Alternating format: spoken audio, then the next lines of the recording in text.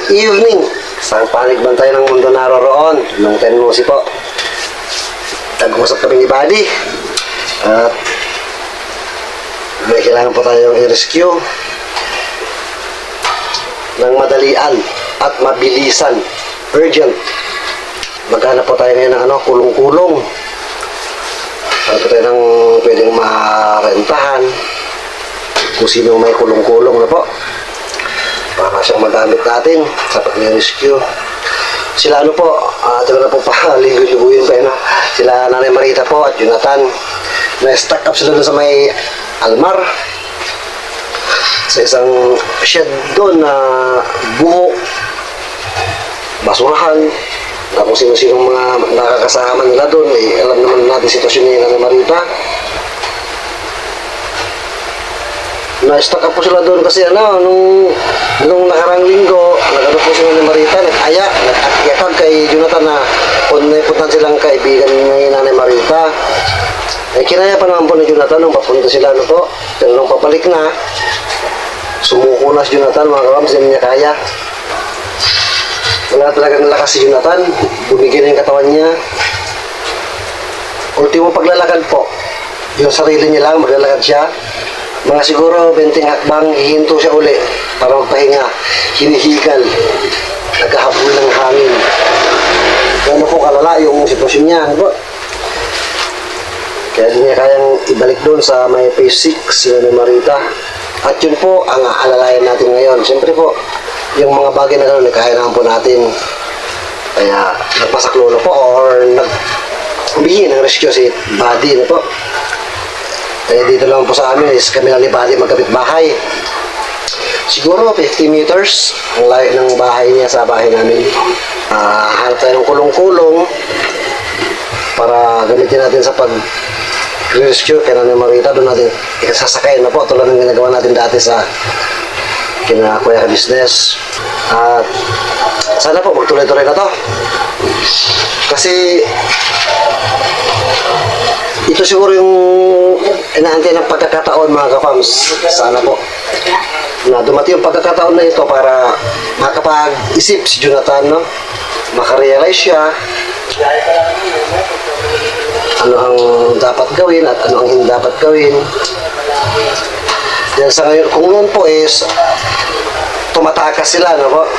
Pagka andyan na yung DSWD, nakaset up na, wala na lang yung pagdating nila para lagay sila sa maayos na kalagayan, sila po yung umayaw. Pero ngayon po, sila na po yung nagpukusa. Sila na po yung nagsasabi na sana sa pagkakataon ito, bigyan natin ng pagkakataon at sila na mismo ang magpupursigi para mangyari ang inaasam-asam natin mula pa noon. At si Jonathan na rin po nangungulit ngayon na ipa-check up na siya kasi nga po di na niya kaya. Sana nga po tuloy-tuloy na po para maipaayos naman po ang sitwasyon ni Nanay Marita. Kawawa po Nanay Marita, mga kapams. Oo, andun na tayo, no? Si Jonathan, andun yung pagmamahalis niya sa nanay niya. Dito lang ng ibang mga anak na iniwan yung mga magulang, pinagayaan. Siya hindi niya iniwan Andyan siya, inaalagaan niya nanay niya, pinapaliguan, pinapakain. Kung may pagkakataon, mapapaliguan niya. Kung may tubig, depende sa sitwasyon. Although, sabihin na natin lalaki po, pero andun inaasikaso talaga nanay niya. Hindi siya kakain hanggat hindi napapakain si Nanay Marita. Kung po si Jonathan, mga kapams. At yun po ang nag-iisang pinangahawakan natin para wag nating bitawan at tuloy-tuloy na alalayan sa abot ng mga kaya hanggat mayroon tayo nakikitang dahilan. Yung ugali po si Jonathan, mga kaps, ganun talaga siya ugaling kalye, doon siya lumaki sa kalye. Basurahan pa nga, dapat ito ba? Ugaling kalye, mga ugaling palaban na kahit tayong nakakakita ganyan ka na nga, wala ka nang may pagmalaki, ganyan ka pa, mayabang ka pa. Iba po yun ibang level kasi yun. Iba yung level nila Jonathan na nasa kalye, nakita-lakihan nila yung ganon. Yun na lang natira sa kanila eh, yung ipaglaban nila sa sarili nila. Yung natitirang karapatan nila sa tingin nila na, which is mali eh. Pero yun lang yung abot ng kaya ng utak niya eh. Kaya di ko natin masisisi. Ganun po ang mga tao lansangan, mga kapams. Karamihan, di po. Kaya, ito, sana. Sana tayo kulong-kulong mga kapams. Let's go, samahan niyo po kami. Palang araw po mga kapams. Punta na natin sila Nanay Marita at Pinutan. Nagpa-rescue ko si Daddy sa atin. Kasi doon niya kayang mag-isa. Sabi nga po, dahil na po ako rin sa PX para maghanap ng kulong-kulong. Kasi tayo po yung mga kilala doon. Nagpatulong tayo kay Nanay Lani. At may nahanap ng mga tayo. Ngayon, puntahan natin si Padre rito. Dito na tayo malapit sa garahe. Kapsato. Punta po natin si Jonathan. I-rescue po natin. Bagan sa P6. Pwede mga kapams. Si Nanay Marita po nag-request mga kapams na kailangan silang bumalik dyan, hindi nila kaya doon. Kasi wala silang kilala, nauulanan sila doon. Kawawa naman si Nanay Marita. Kaya papunod ito kay Scotty Buddy. Yung sa usapan po namin ni Jonathan nakaraan mga kapams na pupunta ko doon, hindi po natuloy. Hindi po napunta kasi talagang kaso po ako. At hindi na po ako nagka-tanong-tanong.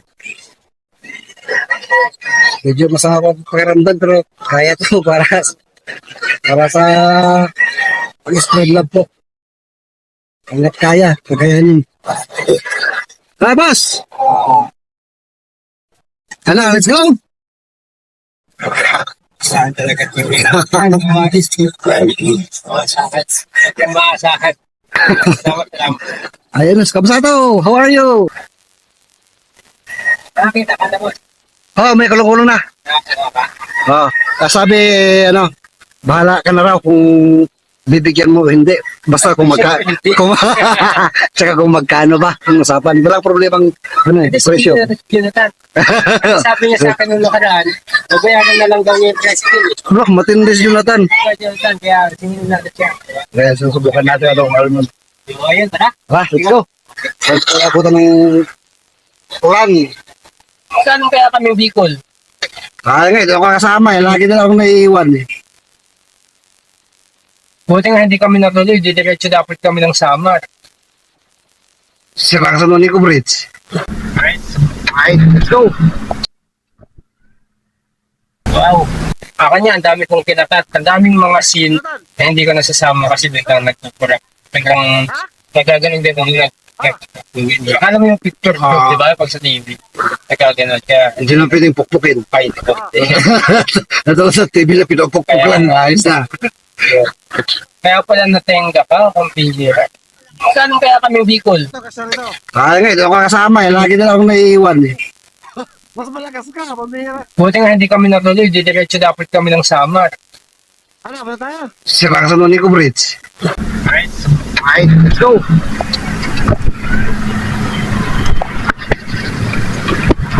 Oh, Jonathan! Ano, dali mo kan? Sa to? Dali mo Ha? Ah! Pamunta ka na raw din ayun na. Ah! Kasi isang hindi pumadyo. Kasi ito malaki yung maliit. Ito, kasya rito. Buti nakahanda ka. Malakas ka eh. Mas malakas ka, pamira.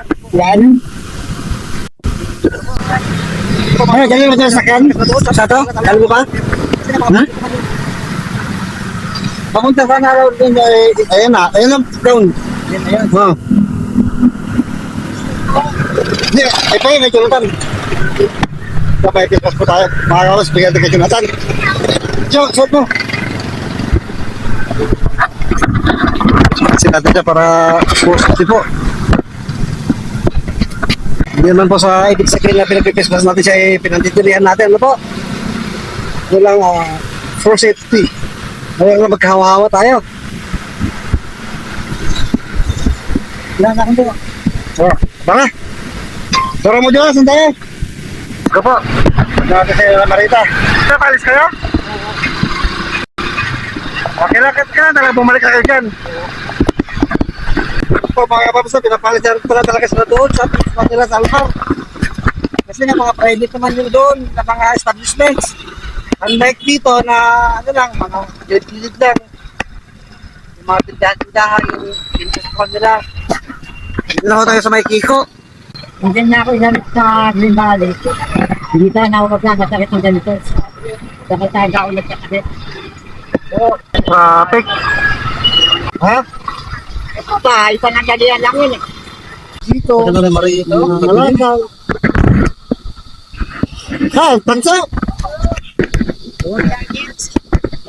Parang yun, hindi na kayo makaalis dito. Hindi ko ng tanso, pero mayroong benta. Hindi ko na may tulak. Ang pasurari ko. Dito po mga kapapaso, ito yung ano lang. Isang sira na dito sa Tani Marita. Kambao dito, ano yun? Ano yan? Laba yun.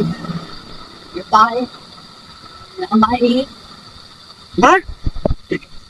Tae. Bakit? Di mo na nalalinis sila ng Marita? Di pa eh. Baho nga siya ngayon. Pinangamoy. Wala tubig dito eh. Ito may tubig. Mag-Christmas ka dyan, binigyan ka ng Christmas.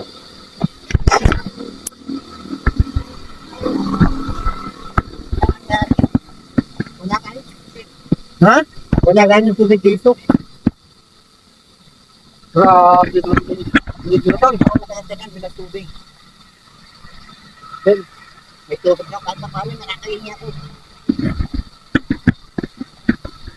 Grabe po mga karams, ang sitwasyon nila dito.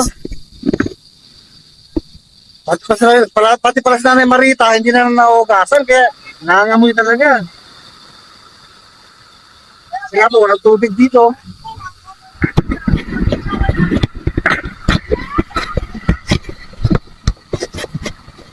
Ang nangyayari sa makinang to. Ito na, hindi na po lingid sa kaalaman nating lahat. Ninyo po, mga kapams, na si Jonathan ay may problema po talaga sa pag-iisip. Yung kakayahan niya mag-isip ng ano?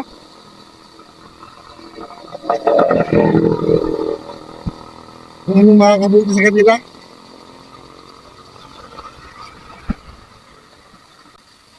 Kaya sana sa pagkakataong ito ay makapag-isip-isip na si Jonathan na pinakita na niya kung anong kinalabasan, ano to? Yung katikasan ng ulo niya. Grabe naman naman. Ito ang sitwasyon na rito. Basurahan mo rito. May mga iba rin dito na ano, natutulog din dito. Mga nangalakaw. Ha, tanso! Ah. Sinili po ng tanso para mayroong benta. Ang pasurari ko dito.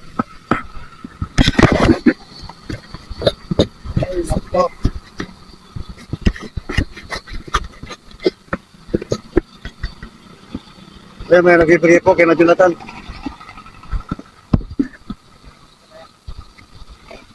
Boss, may nakita ko sa vlog. Ano ba pangalan niyo? Dito po. Okay lang. Okay. Nagbigay po kay na Jonathan, mga kapab. At Nanay Marita. Salamat po, salamat. Sa inyo kay Nanay Marita. Ibigay ko sa mga ano. Pati na dyan, nagbigay. Tubig, tsaka, mga kailangan nila. Tinapay.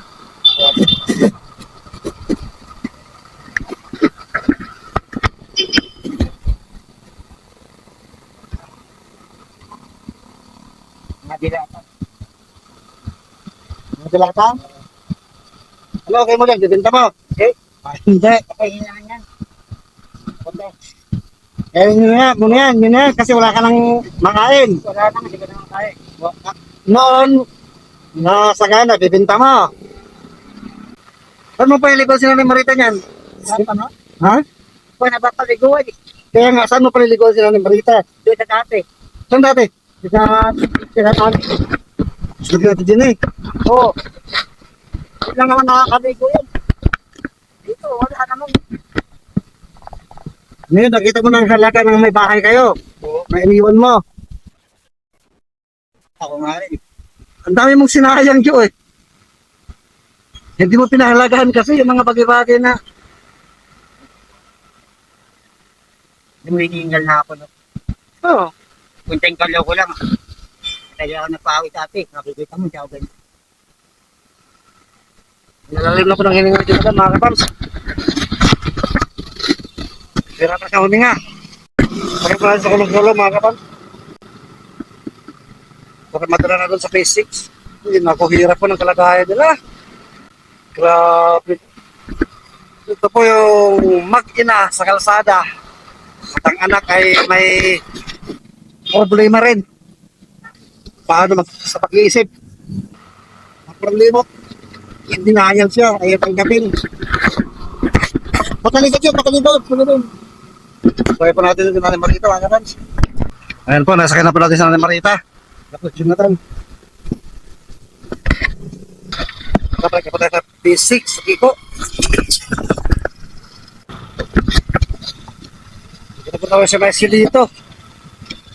Tibali po, ayun, nakasunod sa atin. Tigat sa ato. Jonathan, Nanay Marita. Nanay Marita, mga kawan.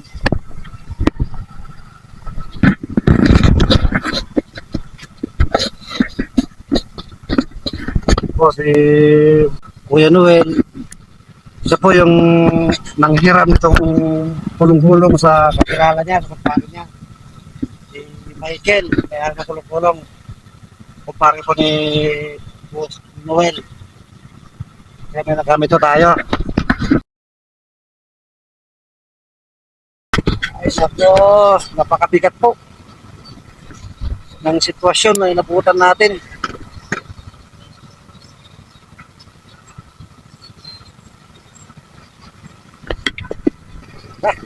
Maya na po, ano ba sabihin?